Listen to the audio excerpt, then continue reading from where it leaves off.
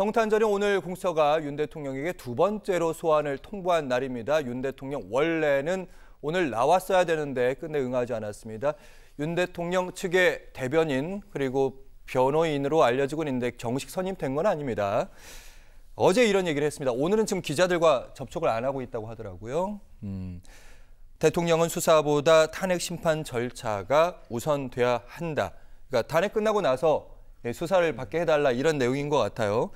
그리고 지금 대통령의 권한이 일시 정지됐을 뿐 엄연히 대통령인 신분인 상황이다.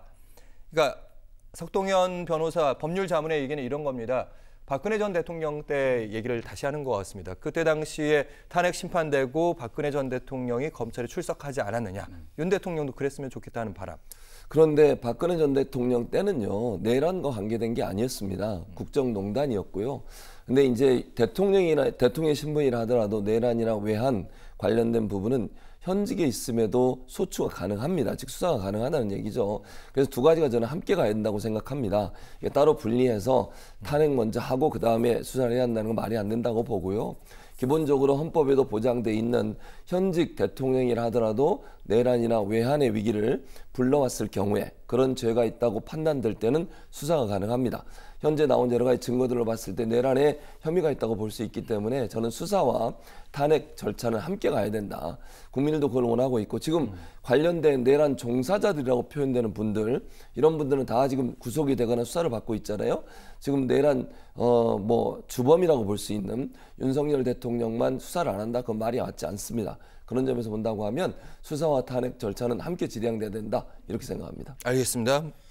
저는 반대로 생각합니다. 이 수사가 분명히 탄핵 심판에 영향을 미칠 수가 있거든요. 그런 점에서 본다면 일단 더 중요한 헌법재판소의 탄핵 심판 절차를 먼저 기다려보고 거기에 영향을 줄 수 있는 일체 행위는 좀 천천히 해도 되지 않나 그런 부분입니다.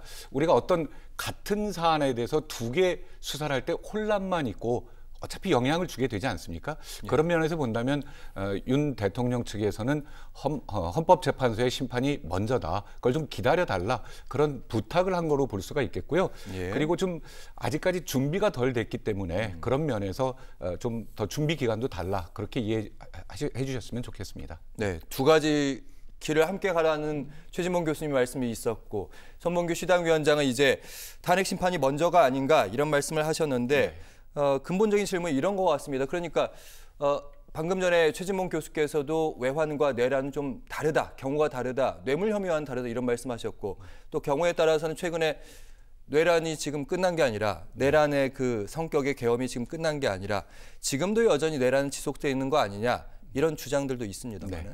그 모든 것에 이제 우선하는 게 헌법재판소의 탄핵 심판 결정이거든요. 사실은 그 부분이 헌법재판소의 판결이 내려지면 나머지 사실 현직 대통령에 대한 수사는 좀 공수처라든지 다른 기관에서도 좀 불편한 게 사실이거든요. 그런 면에서 본다면은 헌법재판소의 결정을 기다리고 그 이후에 좀 정확하고 신속하고 그런 수사를 하는 게 맞지 않냐라는 게 이제 제 생각입니다.